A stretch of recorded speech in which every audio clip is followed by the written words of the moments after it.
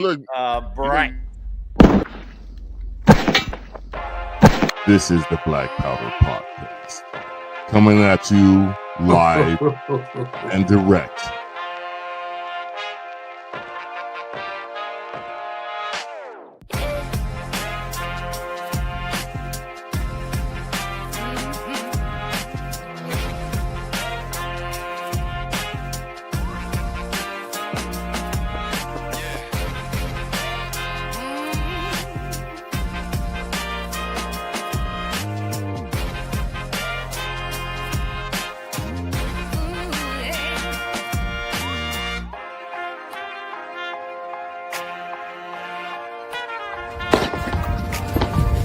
Your salty tears season my life.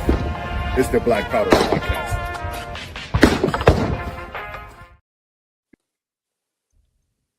Good evening. This is the Black Powder Podcast. I am your host with the most, Marcus. Melanin. I guess you could say that's true. That was a good one. That was a good one. I wasn't expecting him to be so snappy this early in the podcast, but here we go. I'm Marcus Matthews, the only real libertarian, as usual, joined by Eric Parker, Bold Liberty. Eric, how you doing, my good man?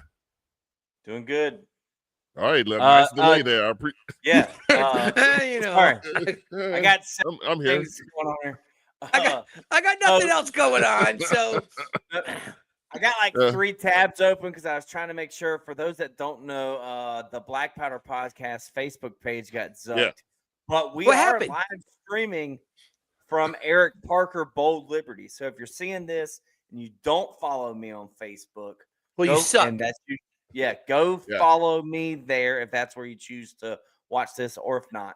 But it's live streamed. We already shared it there, and I say take that, Zuck. Oh, by the way, that's Tub also with us tonight. Not Zuck. So what happened to the page? So I posted this thing about those tariff checks, and I asked people satirically to provide their mother's maiden name and their current address. Oh yeah, yeah, that one. And they beat me. Scam or something. They said it was a fraud and a scam. I was like, dude, I get no those more than the actual checks. First of all, I just saw a thing that they make $4 to $6 billion a year on scam ads that run on all of their platforms. Secondly, every other week, I get Facebook admin assistant sending me DMs saying that I violated the terms of their community standards and I need to click on this link. And I do a satirical joke, and right now it says we can't go live for 30 days.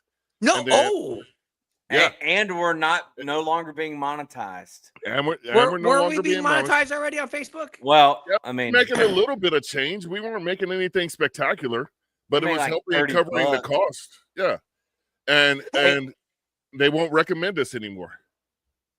Were they really recommending us at all? Like for real? I have no idea, but I do know this. About 3 months ago, we were getting 2 to 4 million impressions or whatever it is. It dipped down to like 500,000 real quick. Last month we were back up to about 1 million, but they have been deplatforming us, and that's why I'm going to ask everybody that has a couple bucks in their pocket to help support this enterprise. We have some cool shirts for sale. I'm wearing one of them right now that says I'm the only real libertarian, and there's some other stuff. You can't buy that our cool shirts. I didn't know you meant like specific T-shirts, like merch. Yeah, we're doing a little bit of merch now. I'll sell you my shirt, please. I will the sell shirt this off my shirt back for a donation. I will sell this shirt on my back. No. And you want to bring Lars out while we goof off? We might want to. Can we give him a proper intro? Okay. Hey, Lars. We don't even need to give him one. They know who he is. He's on here like every fourth week. All right. Well, here. Be quiet now. He's actually the 4th member of the cast, so I don't even know. Oh, now nobody's gonna say anything. Nothing. It's dead air. It's dead air. Well, I just wanted to give him a proper introduction because Lars is bringing his grand wisdom to the show this evening to tell us what he thought about the 2025 election in a recap sense. It's rigged. There we go. Thank you. Thank you, America. We can end it right there. But if you guys don't know who Lars is, he was a 2024 LP presidential candidate, one of the best out there, one of the best libertarians out there, because he's Tub. No, go ahead. I just want to make sure I get a chance to get in on this before you move on too far. Okay. And he has still been out there pushing to unrig the system and get libertarians on the ballot. So he's doing very important work. So his opinion on the elections and all of that stuff truly matters, because he's going to bring us some thoughtful insight on what he has been doing and stuff like that. Tub, go ahead. So real quick, I believe I've asked you this in the past. I think you answered it one way, maybe to the negative. I want to try it one more time. Are you considering running again? Oh, so I'm pretty sure I'm going to run as a paper candidate for District 19 in California, congressional district. Yes. Nice. Yes. Okay, I was talking about just libertarian stuff. Nice. Yeah, no, I one of the big things I believe is that we should have as many libertarian candidates on as many ballots as we can. That's one of the ways that we change the narrative. Like we're not going to change anything if there's nobody running. Mm-hmm. Like that. Yeah. And I've said all along that to me, the Libertarian Party is about running candidates and winning elections. That's the purpose of the Libertarian Party. And so to that end, if there's no candidates running, then what are we doing? Right. And so I'm a huge fan of people running, even if it's just a paper campaign, even if it's just filing your name and getting your name on the ballot. I think that's a huge step forward that we need to be doing a lot more of. And people say, oh, it doesn't matter. And it does, because the more people see it. Imagine if you went on your ballot and every line, everything that you could vote for had a libertarian as a choice. People would be like, I never seen this before. What? Who are all these people? Right? And maybe they wouldn't vote for us or whatever, but it's that whole thing that I was talking about in the campaign. I want people to Google what is a libertarian. So out there in California, I guess we got our direction for the night. So out there in California, is it more beneficial to run as a libertarian versus running as a Republican? The thing, yeah, depends where you. I don't think it matters that much. No, for me, we just got redistricted. Yeah, for me. Oh yeah, that's right too. The Republicans are going to lose just as much as the Libertarians are going to lose, and so why would I want to lose as a Republican? First of all, I'm not a Republican. I'm not a Democrat. I've never been a Republican or a Democrat, and so there's no reason for me to jump over and do that. I guess you get more support and you get more, you get financial incentive, right? But you do if you're their guy. If you're the establishment choice, you'll get the support. Yeah. Right.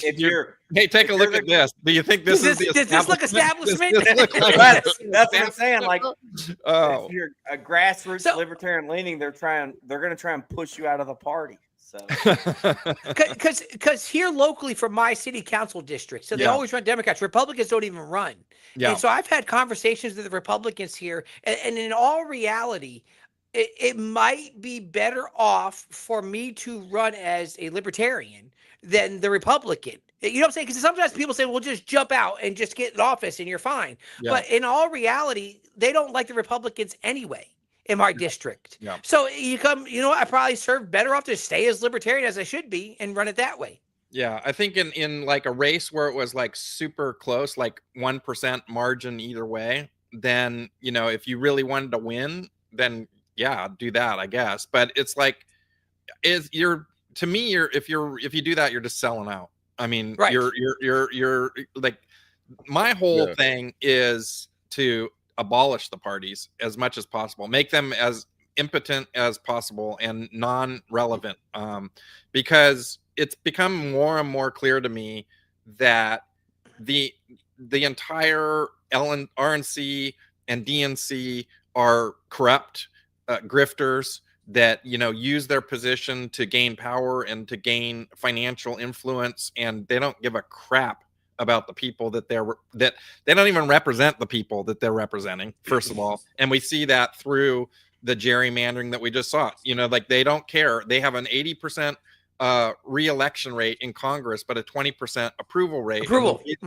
And the reason that is because the thing is so rigged that they literally can't lose, right? They won't get primaried, and they're in there for good. And that's just like, as long as they keep voting, the party line, they basically have a straight shot in that. And it's tragic, really. And so that's what I'm working on in my nonprofit, Voting Rights Foundation. And essentially I've two things. We want ballot access for everybody, equal ballot access, so that all candidates can get on the ballot, and it's the same rules for an independent or a libertarian or Republican and Democrat, same rules across the board. And so that that piece is good. And then I also am working hard on ending gerrymandering, because gerrymandering is gross, and it basically is stealing people's right to be represented, right? It's silencing people. And what I've come to the conclusion is that the answer to gerrymandering is proportional representation. That if we do proportional representation, there is no gerrymandering, because there's no more districts. It's just literally you vote for the people that you want to have represent you, right?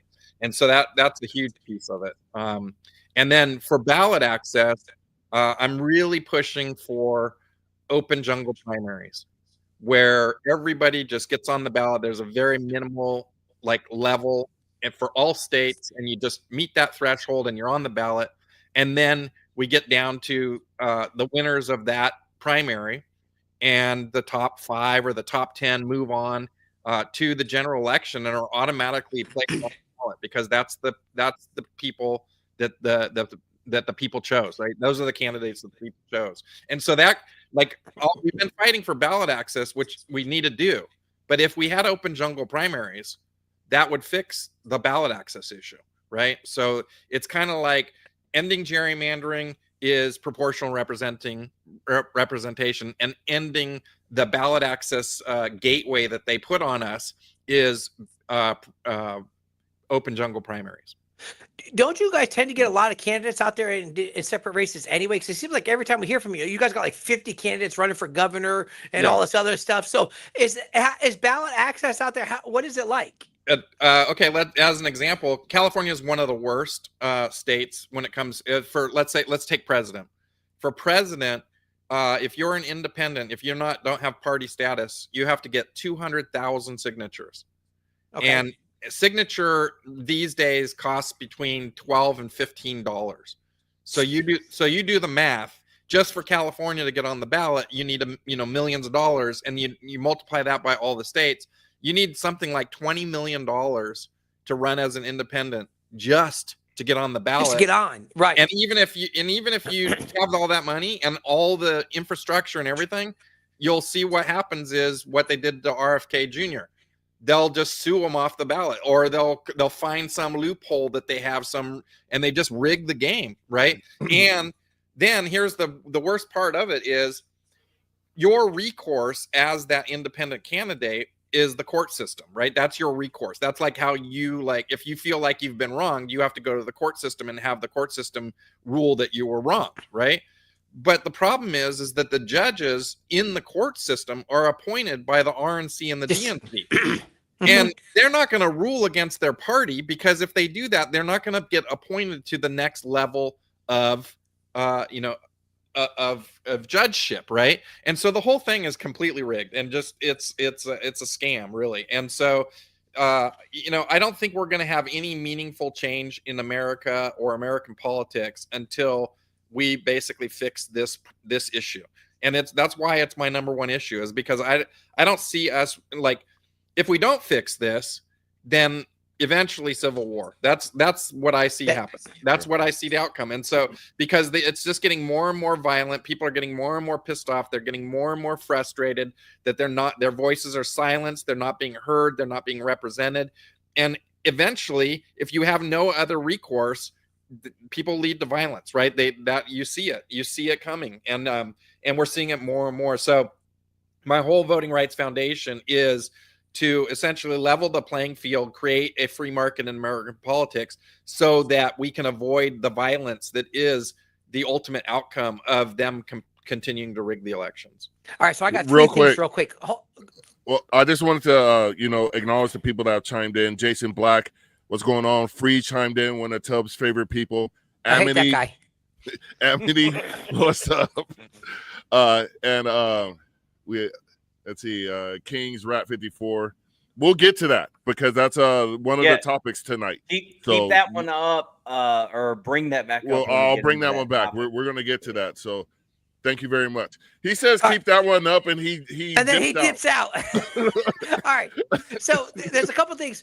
One is, Marcus, what we were just talking about was being a candidate. I know that's foreign to you because exactly. So we were talking about what's like to be a candidate. And the other thing, did I just see that Eric is now commenting in the sections, and you're bringing up his comments for us to see? That's pretty awesome. That's a way to get your word in edgewise, right? You're like, hold on, I got to dip a minute and be a commenter. The guy said, this Jason Black, every time Lars says rigged, you gotta take a shot. Everybody's gonna be completely. It's gonna be a long night. I'm already. Hey, my cup's already empty. Before we get into all the stuff that we actually had him on for, Lars, that nonprofit, it's a nonprofit that you're running? Is it a nonprofit? Okay. Yeah, is that national, or are you focusing on California? No. Votingrights.com. So I sprung for the the good domain, votingrights.com. And it's a national activity. Basically, we're running ads in a number of states, educating people about proportional representation, about ballot access, about gerrymandering. We've been running these ads for almost a year now. And we have over 7,000 people, I believe, who have signed our petitions to be activists in these states. And so we're starting, basically a grassroots movement, to basically take action. And then I started another organization that is for lobbying and legislation, and we've crafted 50 state legislation for ballot access. That one's primarily around ballot access, and so it's to reduce ballot access laws in those states. We've identified 10 states that we feel like we can get the legislation in front of the legislator, and so that's what we're working hard on for that part too. I am currently look there's this. Yeah, we brought up the there's the site right there. Right there. You got it up? Okay. Hey, Lars, real quick, bullet round here. Real quick answer. How do you feel about ranked choice voting, and is that something y'all talk about? Make sure people are informed about it. Yeah. Is it not? I know there are other organizations that push for that, so maybe it's not needed from your organization, but just your thoughts real quick. Okay, so I personally think we should have some alternative method to the way that we vote right now. But our organization is not taking a stand on that because we really want to focus on these couple core issues, and we want it to be nonpartisan. And ranked choice voting tends to be sort of partisan at this point, and so we want to avoid that because we want both Democrats and Republicans to get on board with proportional representation. We're getting a little. I'm signing up right now. Yeah, I'm trying to figure out where that's coming from. The echo. Yeah. But is it Tub? I thought it was me. Well, yeah, it's probably Tub. I don't hear anything. I'm hearing something out of Tubbs area over there. Listen, everything about that is out of my area. Florida man, always Florida mans. Real quick, Lars, proportional representation. Can you explain to everyone that doesn't know what that is? Just real quick definition. Sure. So essentially, if you're a Democrat and you get 40% of the vote, you get 40. And let's say you have 10 seats that you're running. Okay. And the Democrats get 40% of the vote, they get 4 seats. The Republicans, they get 40% of the vote, they get 4 seats. And the independent and the third party, they each get 1 vote, and so they each get a seat. Right? Who is that? Tub, do you have 2 devices going at the same time? Tub. I think it's the Tub. He's frozen now. Yep. Yeah. I'm guessing it was Tub. No, I'm just sitting here. Listen, it might be you. You're the one in the garage. You're not even allowed in the main house. Yeah, but So For the am I. record, both of us are in the garage. Oh, you're on the garage too, Eric? Well, I'm not hearing it when it's me. I'm only anyone. Yeah, I only hear it when it's Lars. Yeah, I'm currently looking at I'm currently looking at the email that Lars just sent me. Because when you sign up, you get an email. It's going off the rails directly here from Lars Mapstead. All right, Lars loved me. Back to Lars. Lars, you're a busy man. You're doing a podcast and sending he's doing emails. The show. He's doing all the talking, sending out emails to new people. This guy's amazing. I got my AI bot. So you're saying there's a chance? Yeah. All right. All right. What are we supposed to be talking about? We're supposed to be talking about all the libertarians that won their elections on November 4th, and also the socialist commie that's won in New York, and the Prop 50 that went down in California, that sort of stuff. Well, I want to get to the socialism part real quick because and this is still from the last segment, because like you were saying about Civil War and all this stuff, if you want socialism, that's how you get socialism, because people are going to reject the system that you're currently in and think, oh, well, that didn't work. Let's try this. That's been the history of mankind throughout. Yeah. And you're seeing that in New York, because they didn't like all these well buttered up candidates from either party over the years that end up in some. I don't know why New York City has such massive corruption. I guess it's the water that also makes the pizza great. But every mayor there ends up being a class A1 slime ball throughout the course of their tenure as mayor. And Eric Adams was no different. So look what they got now. When you get a slime ball, you're going to get a well-polished slime ball the next go-around until he becomes slimy. And you and I know that because we've had Gavin Newsom in here for a number of years. Slicky. Yeah. Because his hair is slicked back. That's it. You guys have tried to recall it. Was it twice now? And you guys and it doesn't work. California is stupid. Know why it was stupid the last time? Because they successfully recalled Gray Davis. And you know why? Because they ran quality candidates on the other side. And that how Schwarzenegger got in? Yes, yeah. He had the name recognition. He talked common sense. So I hate that word in politics. Well, that you know phrase, why? Common sense, because it doesn't. Austrian, economics. Well, you have a Terminator, but this go round they ran Larry Elder, who is a Trumpalite, Trumplican, and there's no way on God's green earth anybody associated with Trump will ever win anything statewide in the state of California. Yep. It was absolutely stupid. And the early polls showed that Gavin Newsom was going to be recalled. The only problem was this was the guy they put up there forward when they had a whole bunch of other dudes that were, I forgot his name, somewhere in the Bakersfield area. So, do you think there would be... No, not him. It was a state if rep. They did the recall vote like one day, and then they did. Okay, who's the candidates after? No, because it costs so much money. So just to hold this special election that we just had, which is a recall election, is generally a special election. It costs $250 million for the state of California to hold this election for one proposition. That's amazing. That's amazing. And our streets are just jacked the hell up. So my roads are so bad. That's what the money's for. Oh, my roads, it's got potholes in them and stuff. Yeah, not the right kind of potholes. Without government, how would my roads be good and fixed? Is Tub all right? Is he having a medical condition? I'm having a stroke. Medical emergency. I'm falling. I'm having just. Now I'm going to get told for mock and be like, yes, I can't do that. Go ahead. Yeah, this is in the 90s. That ended in the 90s. But I know. I'm looking at my microphone settings to see if I can adjust it. Yes, all right, the echo is loud on your mic. I'm just kidding. Nah, okay. So now, is it better now? All right, so now we're going to get back on track once again. All these, Eric and I were talking about ADHD medicine in the pregame about this, and I think there needs to be a round. That's what we should have been pre-gaming with. Yeah, Top needs extra. So, back to this libertarian podcast.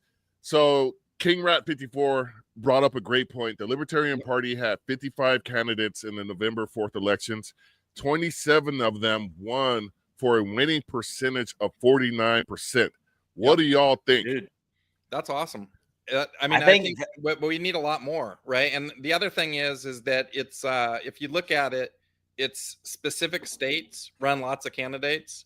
So there's a few, and part of that often is that some states have a lot more kind of positions available.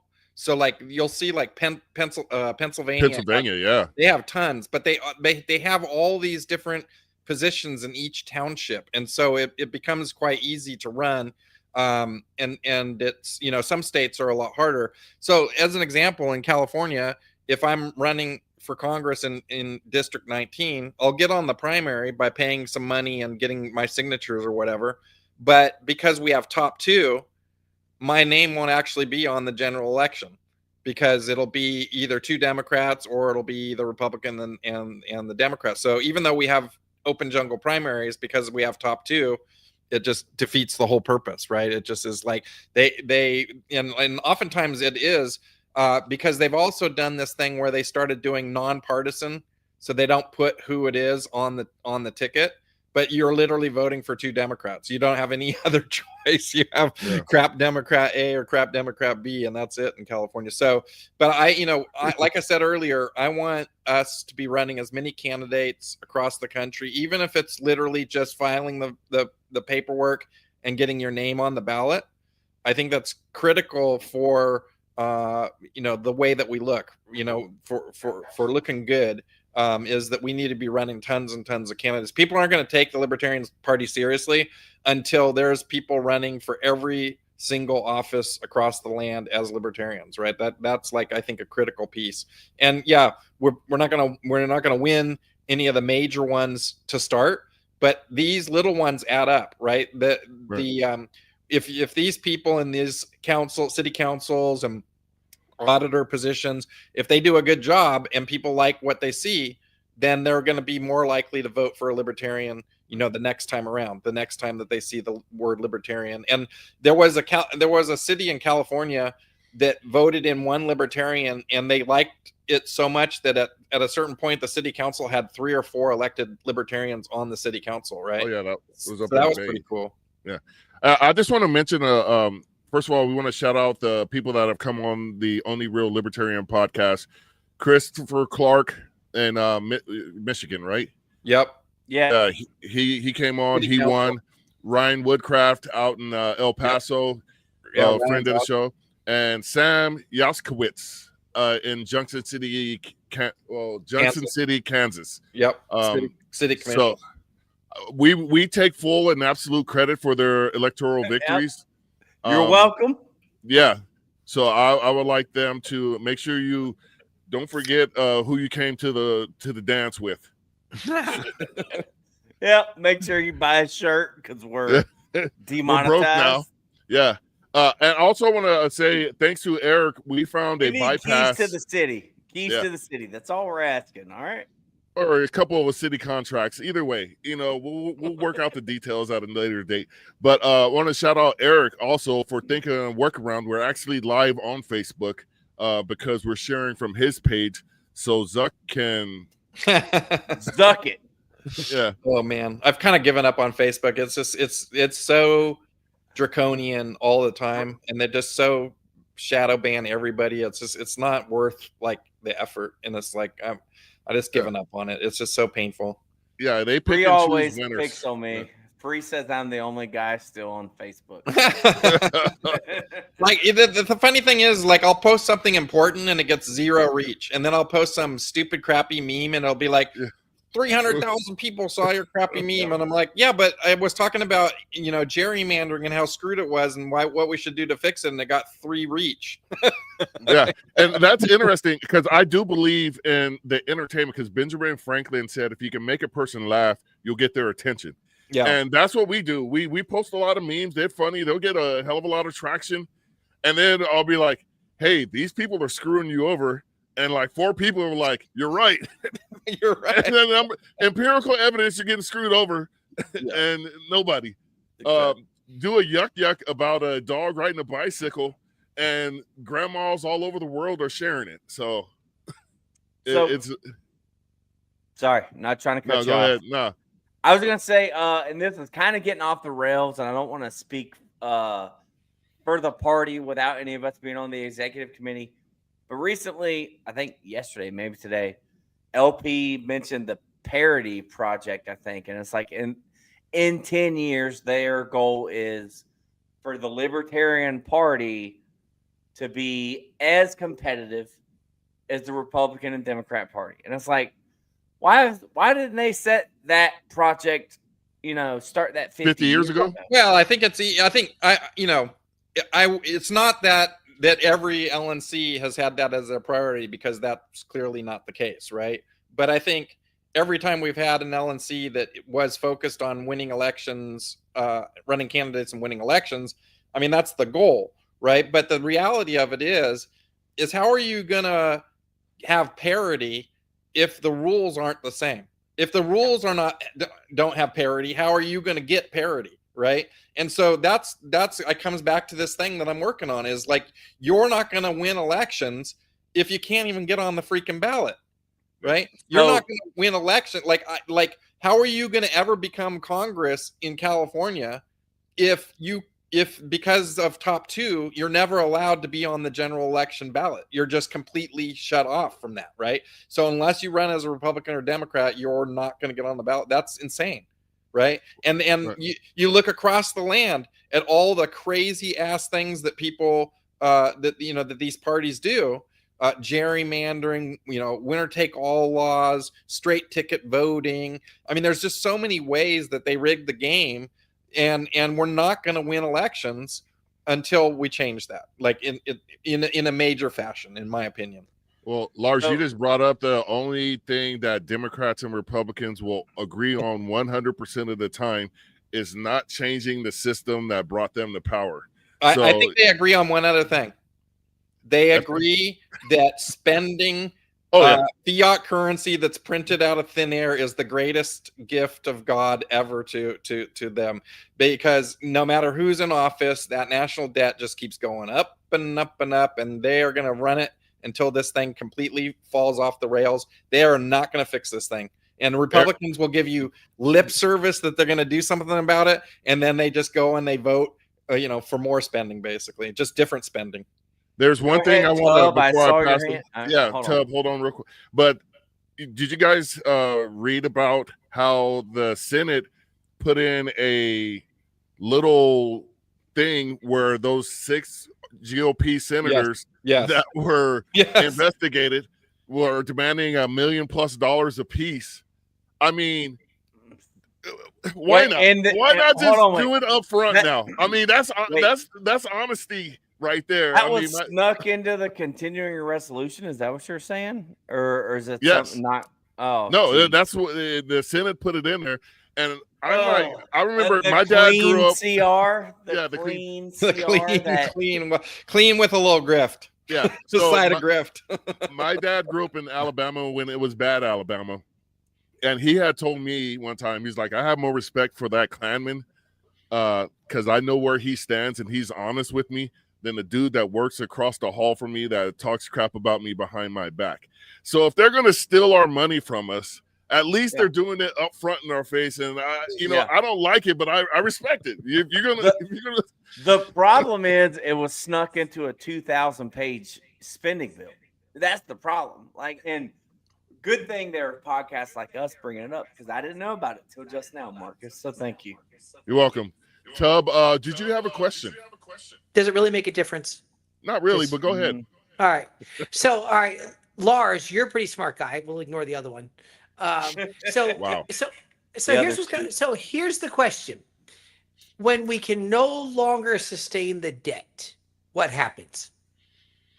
Well, it's basically it's a run on the bank. The bank is the United States of America. Basically, the people will just fail on the currency, right? They won't have belief in the currency anymore, and so the dollar will just basically tank. We'll have mega inflation, and likely the outcome is they'll just keep printing more money. right? That's usually what the central banks do when they have massive inflation. They just keep trying to get ahead of it by printing more. You've seen those pictures where people have wheelbarrows of cash, and it's basically worthless, right?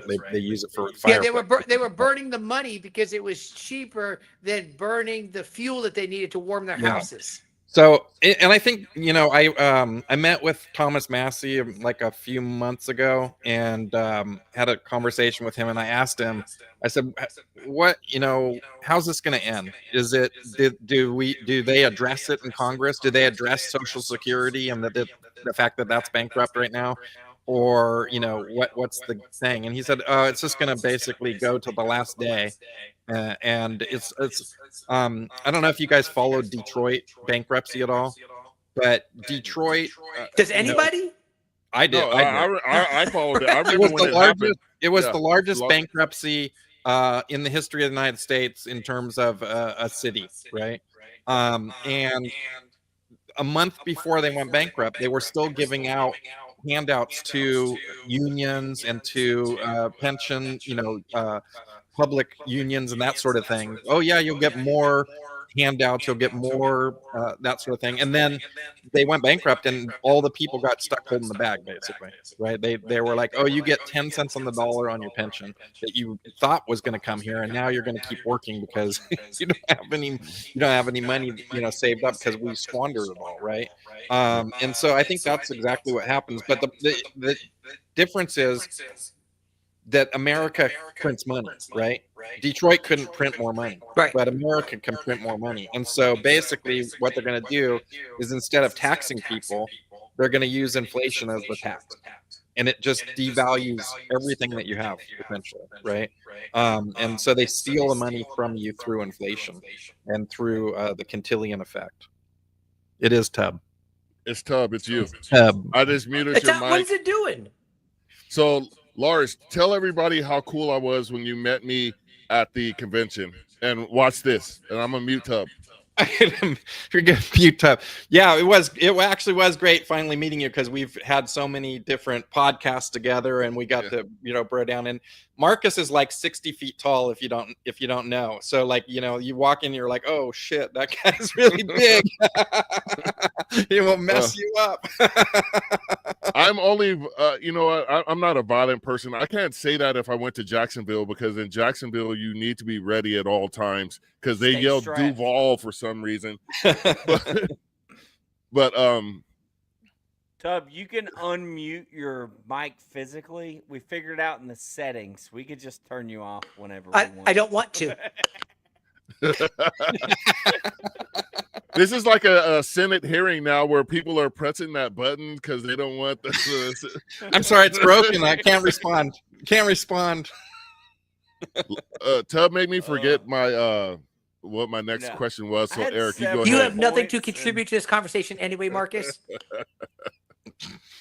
So I had a point I wanted to kind of make. It's totally unrelated to inflation and everything and the state of the country. But if our goal is to influence the direction of our government and our country, and, I guess I don't want to say society, because I don't want society to have that much of an impact on how I live my life. Amen. You know what I mean? Like, so amen. Why should my role be to influence society? I think that's an individual's choice on what society. Now, but the government gets in the way of the way you want to live your life. So I don't know the right path to go. Do we influence society? Is government just a manifestation of what society wants? I digress. That was just a thought I've had lately. But like, how do we? All right. So, for example, how do we make the Libertarian Party able to win these elections, able to influence policy and lower government spending? Yep. And audit / end the Fed, whenever realistically right now in Congress in D.C., it's not just in D.C. If you went down to your local city council meeting, and I'm asking all of you to do this, just go to a few city council meetings and just listen to how much money your money that they are giving away to special interests. You know what I mean? Like, Yeah. How do we as the Libertarian Party get in the middle of that and get in the way of that and influence government and politics to limit government? And yeah, I think we have a lot better chance of being effectual at the local level, for sure, right? For sure. But I think that we need to run national candidates in order to kind of get the donations, right?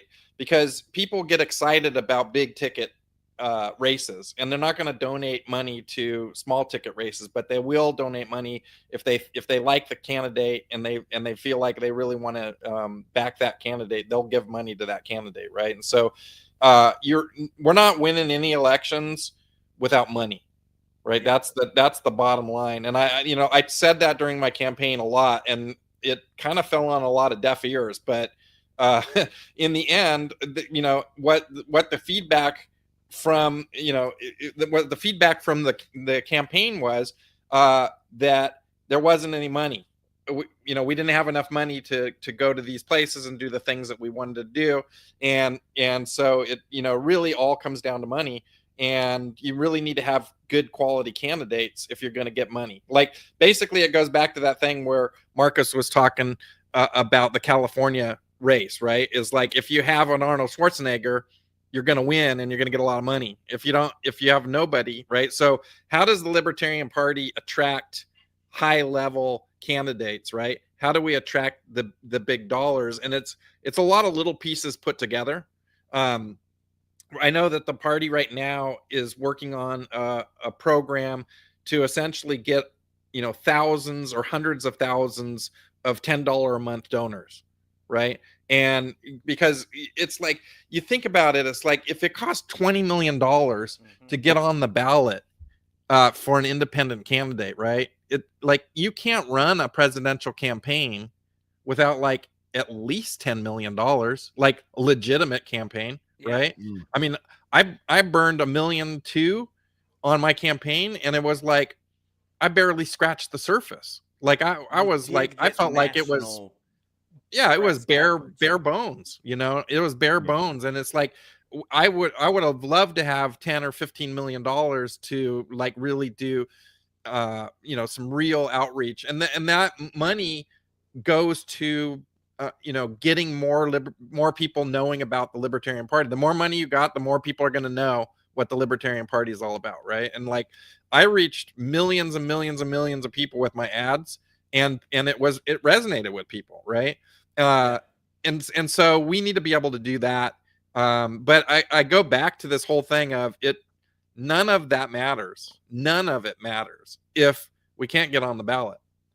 If the playing field isn't equal, like we're just like beating our head against the wall. And every cycle, the Libertarian Party, you'll hear it, if you're watching what's actually going on, they'll talk about how they need to give money to this state or that state to get ballot access, right? They're like, oh, Tennessee needs $10,000, Maine needs $10,000, Kentucky needs $10,000, right? And so then they try to pull that out of their budget if they have it, and try to get the ballot access, because if you don't have that, you're not running candidates, right? Like that's the bottom line. And so some states are so bad that there's, like, you say, hey, are you guys going to run candidates? Like, I remember I went to 36 states and talked to all these different state chairs and all the people there. And I was surprised at how many of them said, Lars, we're not running candidates, not because we don't want to run candidates, but because it's basically impossible for us to run candidates. And I'm like, what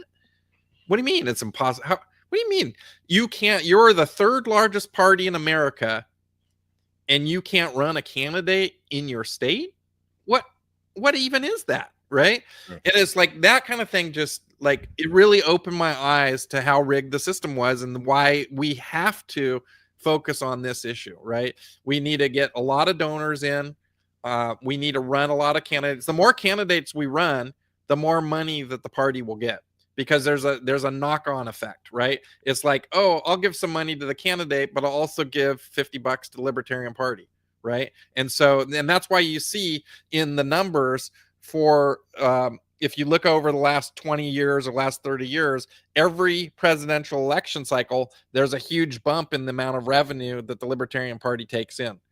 And if they have a really good candidate, that bump is really big, right? And so it just tells me that, like, one of the things that you should, if you're looking at Libertarian Party sort of as a business, you should be trying to get as best candidate you could possibly get on the ballot for the presidential ticket, because that's going to bring you money. All right. We have a question for Lars here. Although the power of the Libertarian Party lies in its state parties, has the Libertarian National Committee regained civility and organization? Wow. I don't know. Have you watched any of the LNC meetings in the last 6 months? I mean, it's I don't know, bro. My hat's off to all those people that are willing to, like, put their time in and do that thing, because you don't get paid for it. And man, it's just like, it's so painful. I have a hard time watching it, let alone be that would have to sit there and take that stuff. I would resign like 30 seconds after I got elected. It's like so bad. It's totally dysfunctional. You have all these different people that have, I don't know. I've floated a few ideas of, what can we do to, like, make the Libertarian Party, function better. One of the things that I have proposed out there is sort of a, when you have a company, you have a board of directors, and then you also have the executive committee that actually does the stuff, right? You have the president of the company and the CEO and all those kind of guys. But you also have a board of directors, and the board of directors meets once a quarter or whatever, and they give the overall vision of what the thing's going to do. And then the executive committee goes and executes that, right? And the thing is that what I realize is we lose a lot of institutional knowledge every time we elect a new LNC. They do the same thing over and over and over again. There's probably 4 or 5 LNCs rotation where every one of them has tried to do something different with a CRM, right? For management, client management of the lists, right? And it's like, if they would just talk to the people that were from 4 LNCs ago, they would know what the problems were and why they didn't pick those things. And we need sort of an institutional knowledge. And I thought it would be good to have past chairs or past people from the LNC on the, I think chairs would probably be best, but on the board of directors. I also kind of put forward this idea, and there's a lot of arguments for and against all these things, and so I'm not saying like this is like what we have to do or anything like that. It's just to get a discussion going. There's like 14 or 15 people on the LNC. I don't remember how many there are. There's a lot, right? And if you watch these meetings, it's a lot of time is wasted on personal vendettas and personal issues and not getting the business of the party done, kind of a thing. And so I think that a smaller board would be more loose, right? Would it be able to go faster and do more stuff than with a big party? But then there's other people that are like, no, we got to go the other direction, and we should have like 100 people on the LNC, right? And I'm like, well, I mean, I don't know. You guys probably went to the people who want less. We should put a lot of more people back into play again. Well, if you go to the national party and the national convention, and you saw like we spent like 30% of the time at the convention just counting votes. I mean, it's insane. It's like, so what a waste of everybody's time and energy. It's 2025. We have all kinds of ways of voting securely that can be tallied really quickly. It's like Congress often does an electronic vote. If they can do it, why can't we do it, right? Like if it's good enough for Congress, why can't we do it?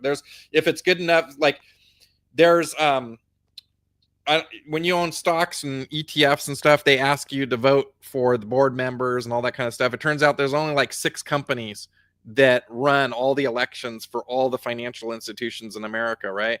And they do it all through paper, mail-in ballot, or electronic voting.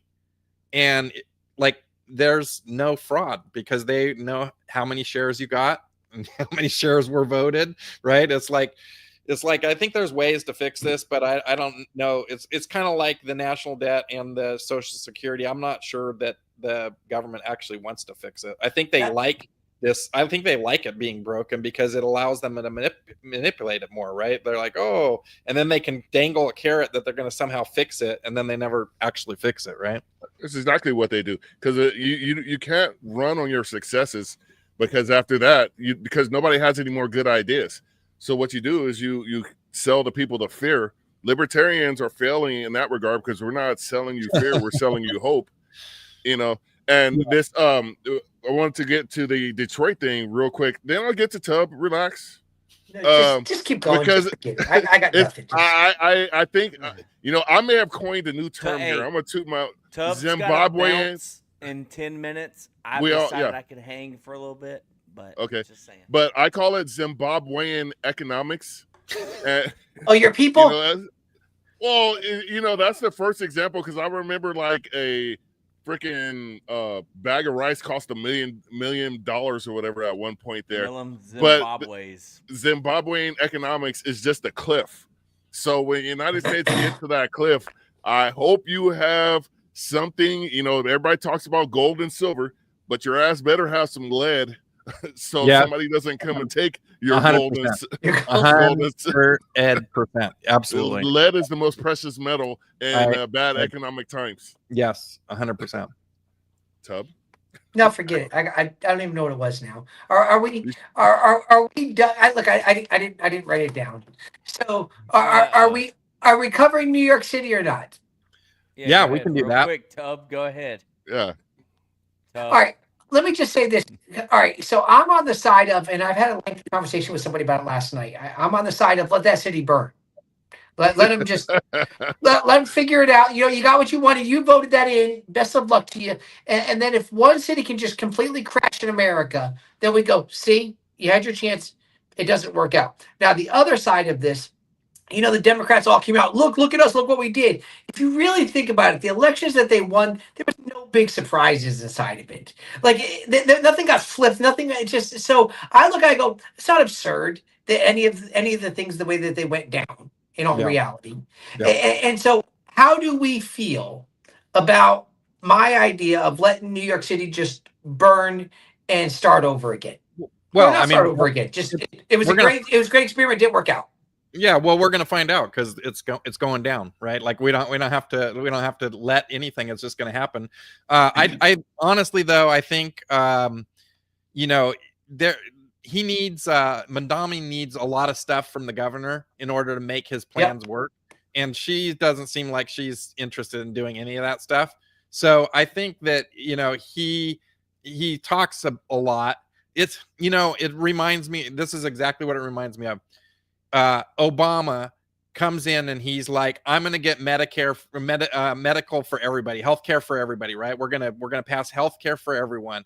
And we're going to do that through taxing the hell out of people and whatever. And so everybody starts freaking out. They're like, oh my goodness, Obama's going to take all my money and he's going to give Medicare to everybody. And it's like, it's all going to be screwed up or whatever.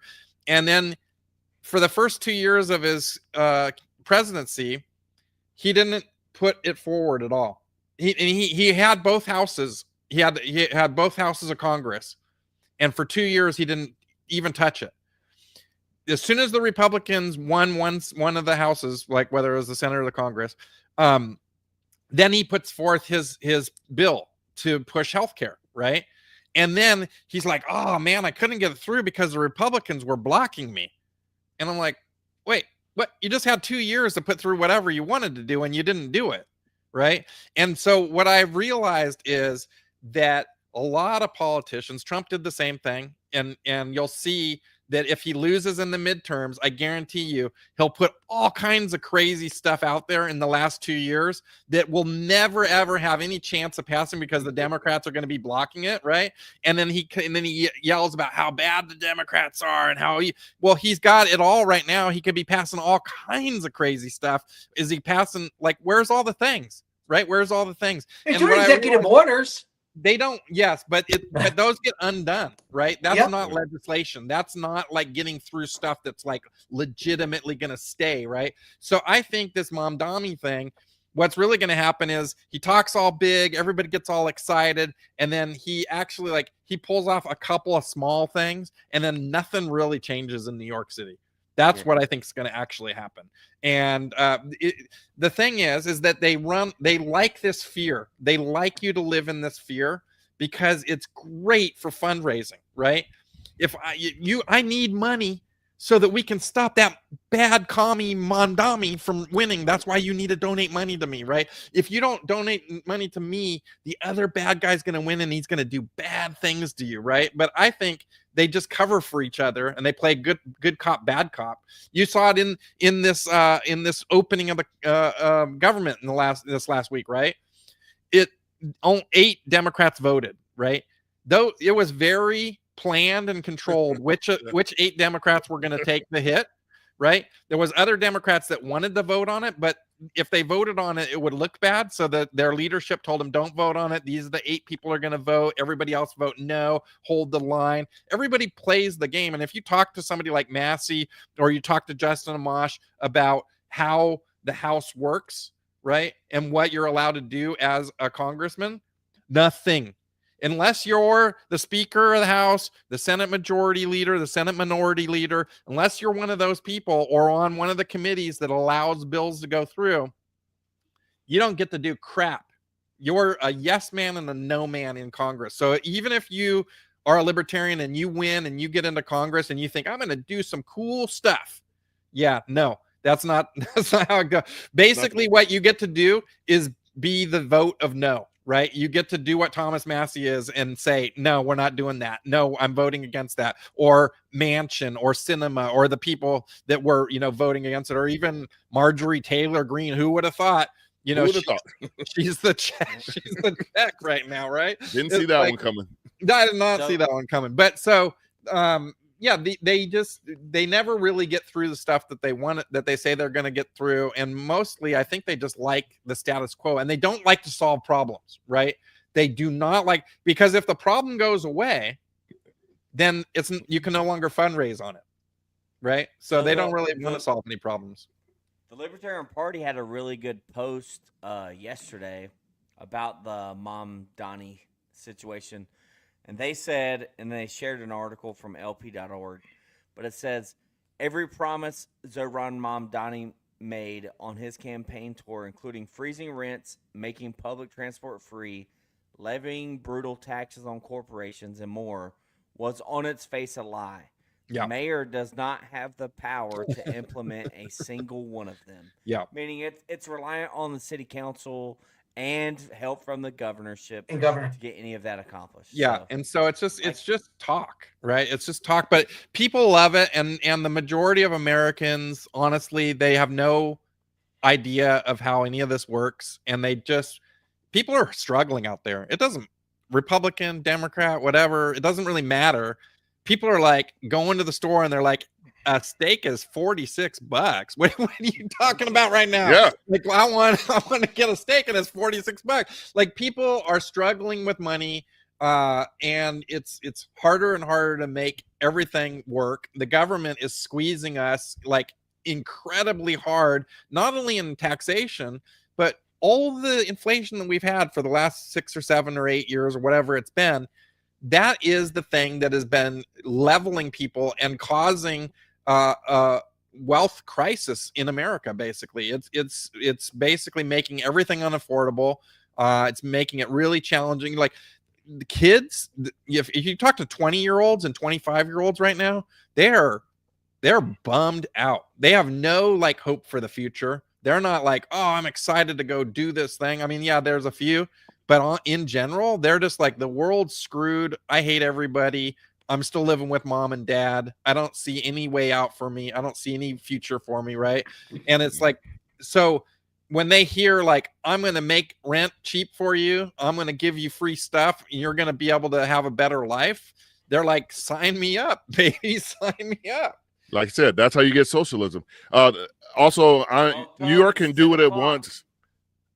New York could do it at once because my son graduated. He was on Staten Island. Now he's back out here. He's one of the 22-year-old that's looking around like, what the hell's going on? And like I said, when you present them with an alternative like Mamdani did, and typically I was thinking about this today, typically younger people are more liberal in their youth because they have this wide-eyed optimism about the world. And then when the world starts pooping on them, for Tub, they become a tad bit more conservative and they look at things from a completely different lens. And what we saw in this last election cycle, that got flipped on its head where young people were becoming more conservative, but now they're seeing, 50-year mortgages and all the rest of this crap where, like you said, a steak is ridiculous. You can't even go have a stakeout with your homeboys. We used to do that, go throw some steaks on the grill, pound some beers, watch a game. And you're going to the grocery store and I'm like, dude, I can't afford this. Yeah. That's when you get people switching teams again. And that's what my greatest fear is. And that's why the Libertarian Party to me is so important. Yeah. Well, and Tub, if you gotta make your exiting statement, go ahead. And then I'll try to pick up where Marcus left off. All right. Hey, thanks, guys. Thanks, Lars. I'll talk to you later on. Lars, I appreciate you sending out an email directly to me during this time. We love you, Tub. No, you don't. Tub, love you. I appreciate you lying to me. Eric might. Marcus, not at all. Tub, call me tomorrow. Don't ghost me. We'll see how it goes. I make no promises. All right. So, bye, Tub. Marcus, that's a great point. And Lars, let us know if this runs over, if you got to go. No, I'm good. I'm good. I can stay for a little bit more. I wanted to say that I went to New York a few weeks back for a liberty kind of capitalism event, and I was staying on Times Square. And the final day that I was going to be leaving, I went into Times Square, and I was like, "Oh, it's no King's Day." Nice. I've heard. Did you? So I spent about 2 hours standing, watching the people who were walking through, and like kind of looking at who they were and what their signs were and what they were protesting about and what they were pissed off about, because I think that's like super important. Like a lot of people would just like be like, "Oh, I'm not even gonna like be here because screw these people," or whatever. But like that's half of America or a third of America, and they've got a message that they're trying to get out. Their message was really like all over the map, right? Everybody, like they had all kinds of things. It was not a cohesive message other than they hate Trump. But it's like I saw signs that were anti-AI. I saw all kinds of signs for the Socialist Party of New York. I mean, a lot of signs for the Socialist Party in New York, and I found that interesting. But I saw a lot of people just like with signs that they just want to be free, right? There was like libertarian idea signs in there. There was things that I could relate to, right? There was like, there were signs about ending the Fed. Like this is in a like socialist Democrat like march. And there was people that were throwing out libertarian ideas. So it's like we need to capitalize on that, right? We need there's a vein of people that understand what's going on and why we're being oppressed and why our freedoms are being taken away.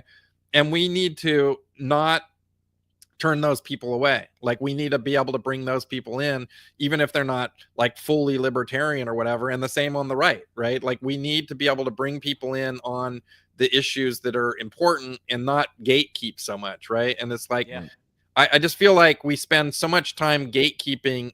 It's like, I remember when I was growing up, I was really poor, and I lived in a poor area, but they had a country club, right? And I'd go and I'd drive by the country club. And the rich people live there. All the rich people live in the country club, man. I wish I was like a country club guy and like have some money and stuff, And then later on, I become successful or whatever. And I was driving by and I looked at the country club and it looked pretty shabby. It was like, it wasn't like all that I made it out to be. And I was like, oh man, these people are the top of the bottom of the barrel. Yeah. You know what I mean? Like my standards were not set high, you know what I mean? But yeah, we need to bring everybody in, and yeah, if people can get good candidates that people can appreciate, we're going to get wins. We're going to win elections, which is, I think, what we want to do, right? We want to influence the narrative in America. If we got 4 or 5 people in Congress that could be the no vote, the swing vote on everything, then the government, the other parties would have to basically negotiate with us, right? Because you wouldn't be able to get anything through unless you talk to the stupid libertarians. And honestly, there's probably like 6 or 8 or 10 people in Congress, in the House right now, that are like, will vote against their own party, right? But the only reason they're in a party is because that's the only way for them to win. But if they could have won as independents, they probably would have run as independents, right? And so that's going back to my whole thing, is like, we need to level the playing field so that they can run as independents and still have a shot at winning, because right now that doesn't exist. Yeah, I remember a couple weeks ago, Eric, I was telling you that we need to reach out to Democrats, because there's a lot of disenfranchised Democrats that probably have a noticeable, or not noticeable, but a sizable libertarian streak. They just don't understand the libertarian messaging. That's right. So if and that's kind of what I want to go here. And what gave me the idea is you talk about the back and forth of the way people voted. I'm curious to know if before these people who formerly voted Democrat decided to vote Trump, or vice versa in a former election, whatever, do you think they actually changed their voter registration also?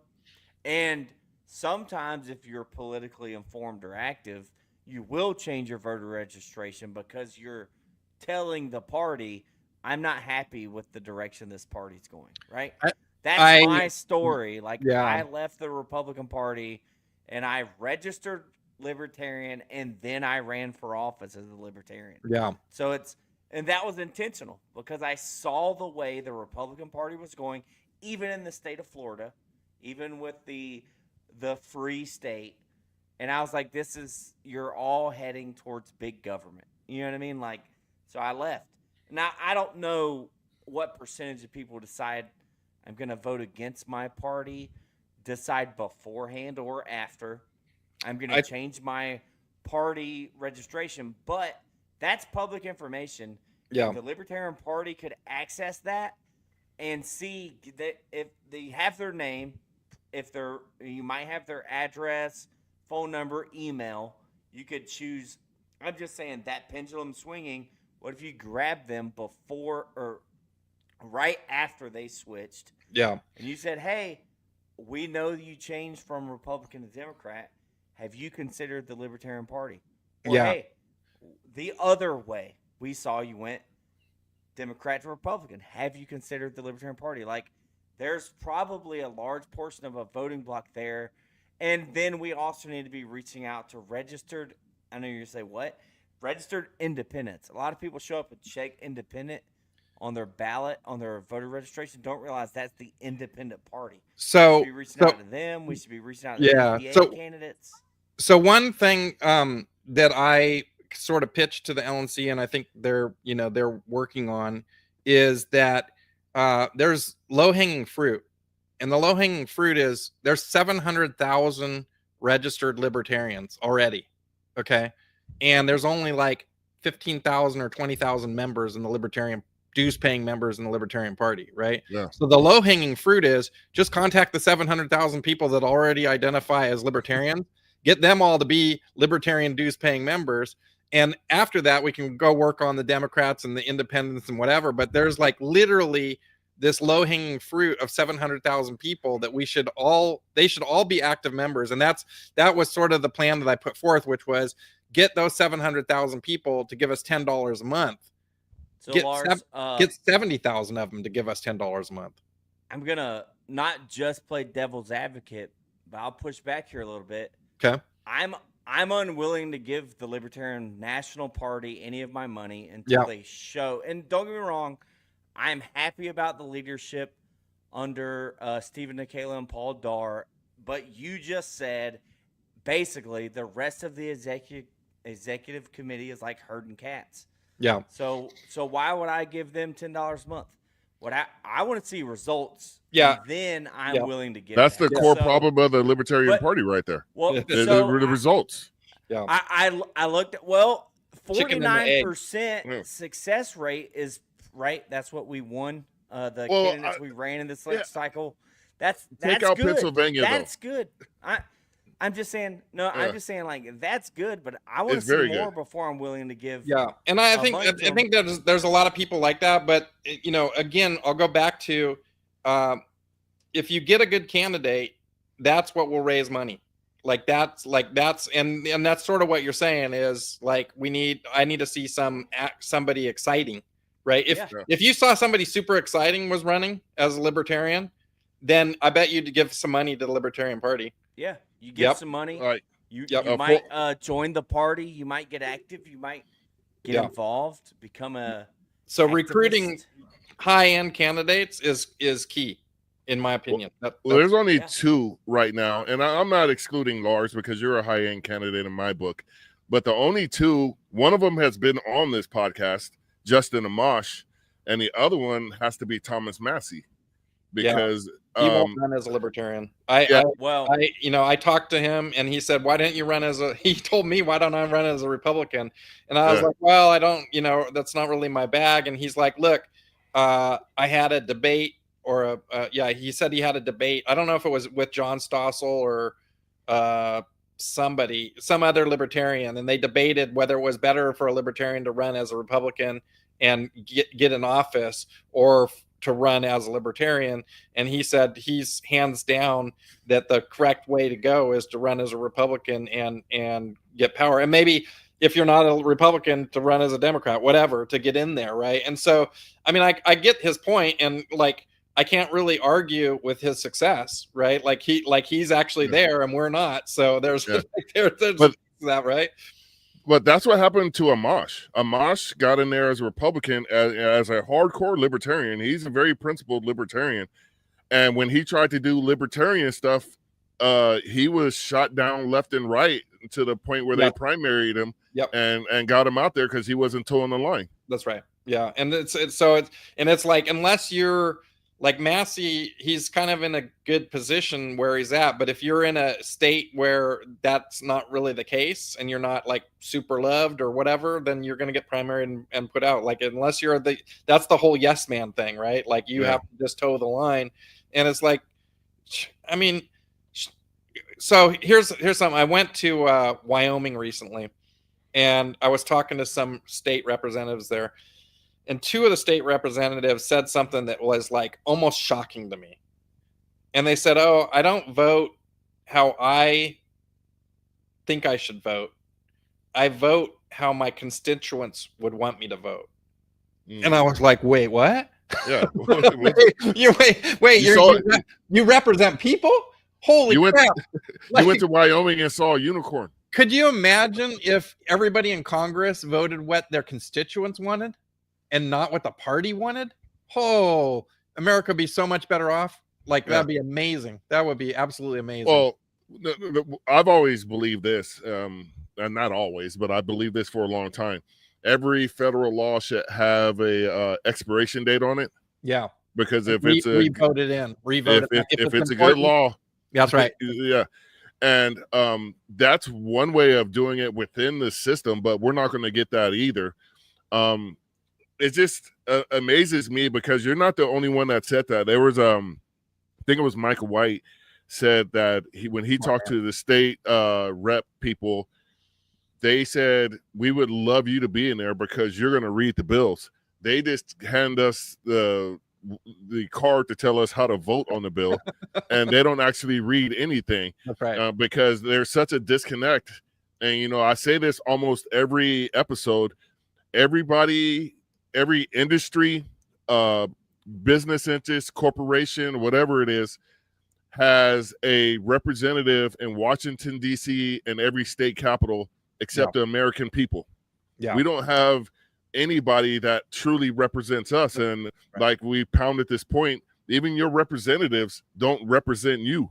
They represent not. So And Marcus, you said that last week. I didn't get a chance. Yeah, I think maybe during our debate, if it was last week. But I want to push back a little. There are lobbyist legislation days, is what they call it, at least at the state level. So I get it. Like at Congress, it'd be awesome if they opened up Congress, so you could just walk in. There'd be a line out the door because we're all freaking pissed off. You know what I mean? Yeah. But they do have that at least here in North Carolina at the state level. That's a week or two where you can go, and usually there are topics and it's scheduled out.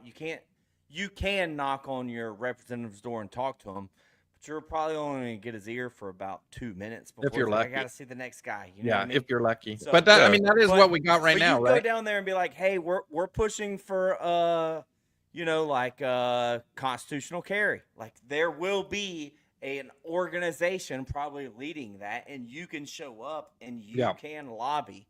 Yeah. At least at the state level. And I think, technically that's what we're supposed to be doing with our Congress people is if you have a grief with the government, you go to your congressman, your senator or your congressman, and you say, hey, I got this thing. I write to my Congress people all the time. I don't think I've ever gotten a response. Like I send them emails all the time, but my emails are almost always opposite of whatever their belief system is. It's always like I hear what you're saying and I'm disagree. I wrote to the chick that's my state rep here that I was pissed off about Prop 50 and that it was silencing people and that Democrats shouldn't be silencing people. It's like it's wrong when the Republicans do it. It's wrong when the Democrats do it, and you guys should be at a higher level than that, and you're silencing people. And then the next day I saw her on TV and she's like spearheading with fucking Newsom. They're like, this is the woman that's in charge of running the whole thing. And I'm like, yeah, my email went nowhere quick. Nowhere. So that makes sense. And that's one thing about, and we kind of talked about, like attacking at the local level. If you get 100 people, and I've said this before, you have an issue locally, you all get the same color shirt, and you go take up 100 seats at your city council meeting, and then during the public comments portion where you each get 3 minutes to talk, you have a script, and you just pass it to each other. You stick your speaker cards in. If you've never been, this is how it works. You turn in your speaker cards. I want to speak on this issue, and it could be public comments portion, whatever, is open to anyone. But I'm just saying, if you get a block of voters that go up there and speak on the same issue, 100 people, those people are going to notice locally. Now, you can't necessarily do that at the state. You need really thousands of people at the state and millions hundreds of thousands. It really depends on the issue, right? Like some issues are hot topics and you'll get tons and tons of people that show up. But for the general day-to-day stuff, like no one shows up at the city council meeting. Like, it's only for the culture wars because we saw one because I went and spoke at every city council meeting for a year and a half. It was every other week. And there was a group of people that didn't want a water filtration plant right next to their neighborhood.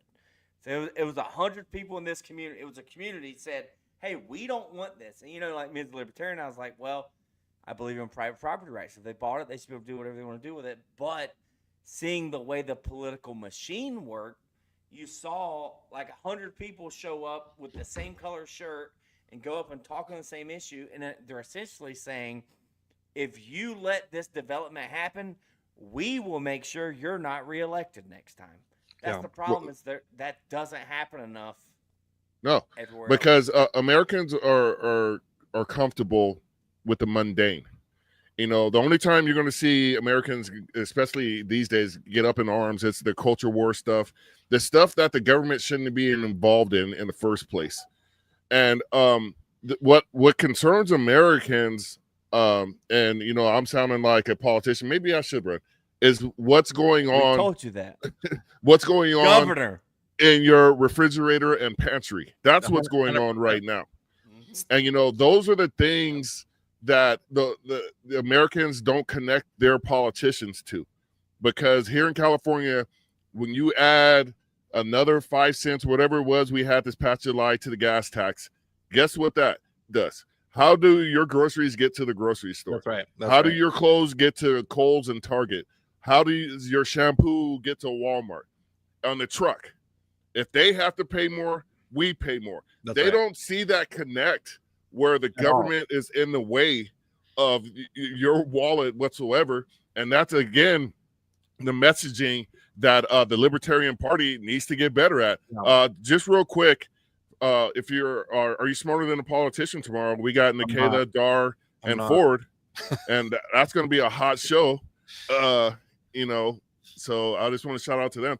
But until Americans understand it's the details, the little things that are affecting their wallet that they're just completely overlooking because they want to worry about, you know, somebody telling you there's, and I don't get me wrong, I don't agree with it either, but there's men's and women's sports and stuff like that. If they're constantly pounding that in your head and that's what you're worried about, okay, that's a legitimate concern. We can have a discussion about that. But I'm more concerned when I'm sitting down to watch the talking heads on the dumb box so I could get some insight into what's going on. And I'm carrying, because we got rid of plastic bags in here in California. So now my grocery store already has paper bags, 4 trips to get the groceries in from the car now instead of 1 because there's no handles. When I'm looking at 2 grocery bags and I bullshit you not, and it's $132 in 2 regular grocery bags, I'm like, damn. Yeah, this is what's bothering me right now. I couldn't give a damn about dudes with this dude dingling running down the track right now. When it's too far in between, whatever. Marcus, for me, yeah. I just came up with a great business idea. You should stand outside and sell plastic grocery bags to grocers. Dude, there's such a market. 10 cents. Well, they're 10 cents a piece here, so I don't know if I can.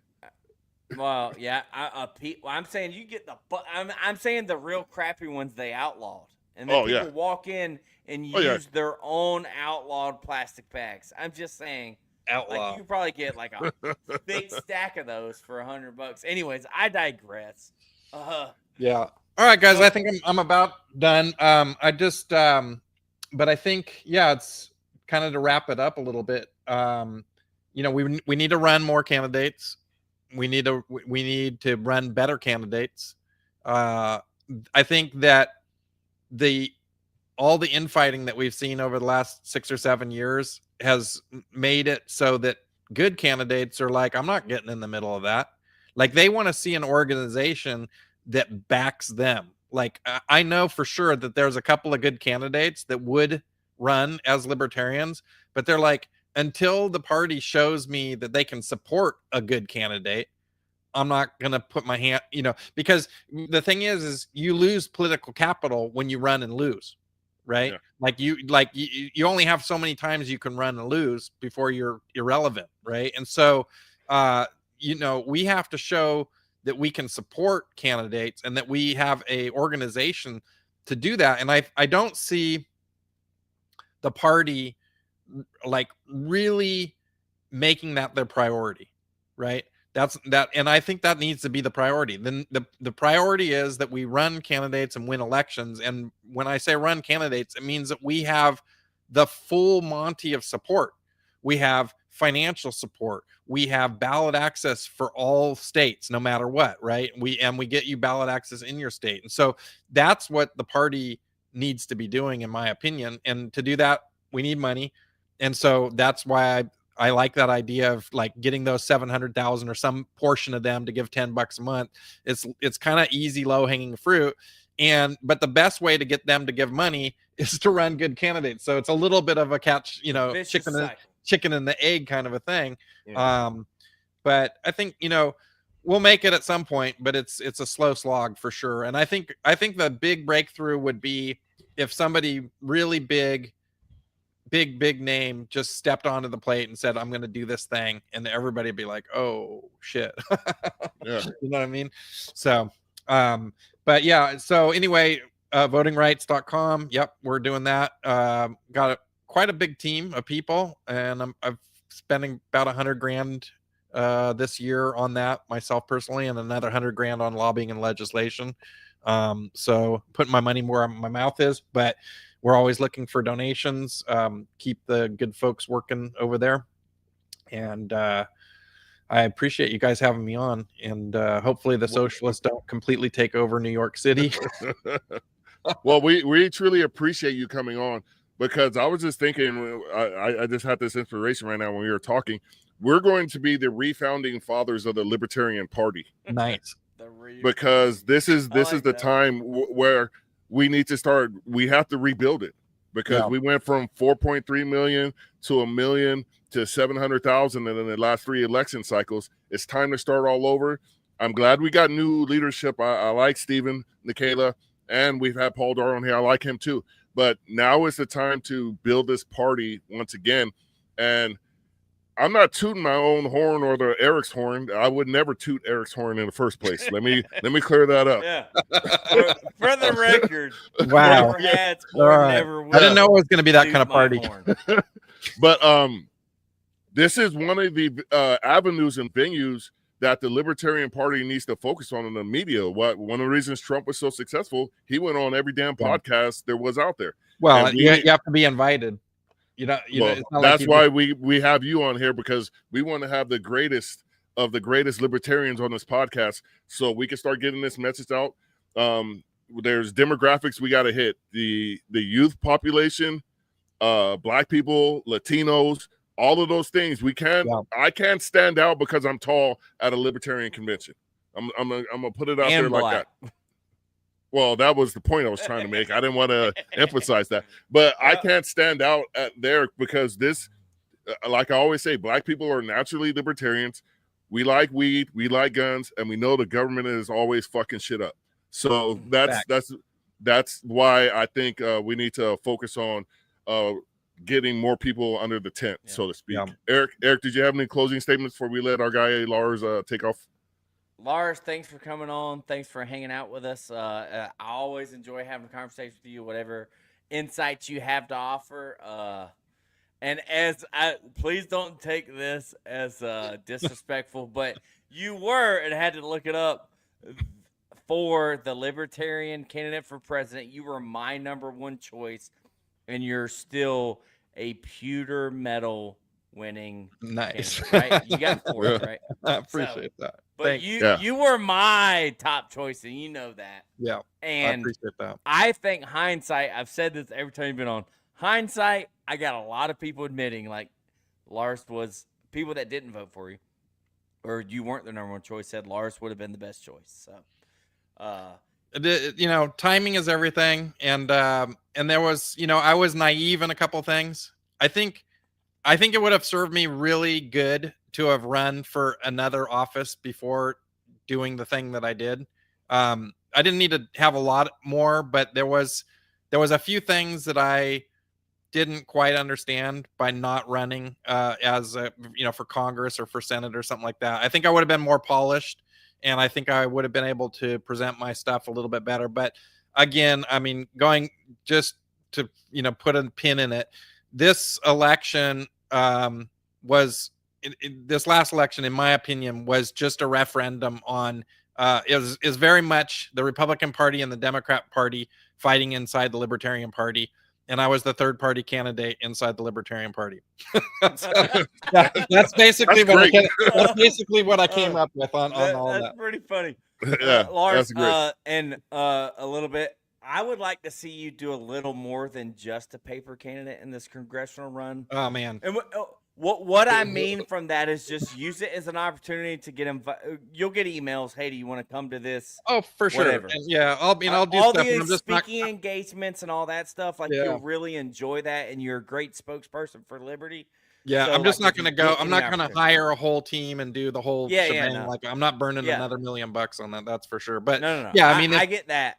I'm sure media will reach out, and I'll do whatever interviews and stuff and try to get, because I like Go up that. to the town halls. Yeah. I like to get the some of the libertarian fun message stuff. out there. You know, I like door knock personally in your I'm not doing any door knocking. Nope, that's just not in your happening. neighborhood. Nope, that ain't happening. Eric's all about the door knocking, but I will say this: you should look at your voter registration and go to the libertarians. Now you're trying to get me to do stuff. I'm not doing anything. Hey, go to the libertarians' houses and be like, "Hey, I'm a libertarian. I'm running for Congress." There's three libertarians in Santa Cruz. That's it. There you go. That's easy. That's three free. Yeah, that's a 30-minute afternoon. Just go to those three people's house and be like, "Hey, let's do this thing." All right, guys. All right. Thank you, Lars. Everybody, Lars Mapstead. Lars, love you, brother. As we always end the podcast, we tell everybody, live free or die. Or die. Peace.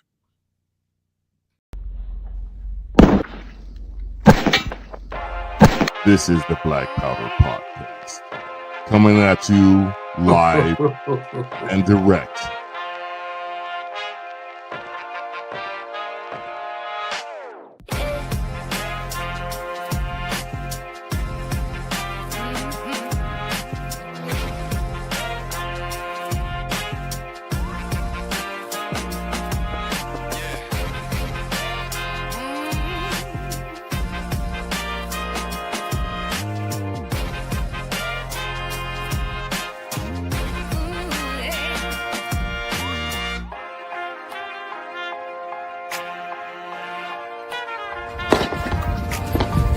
Your salty tears season my life.